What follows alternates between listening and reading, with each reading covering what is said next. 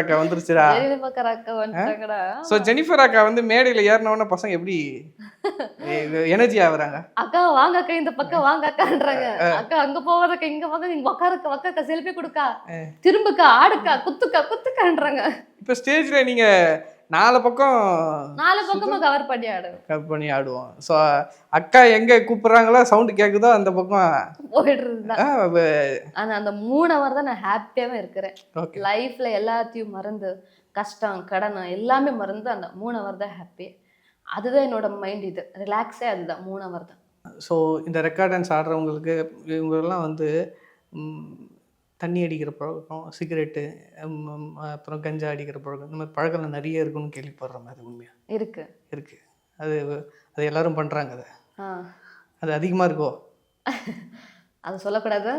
ஆனா அவங்கவுங்க விஷஸ் அது. அவங்க இது அது. நாம அதுக்கு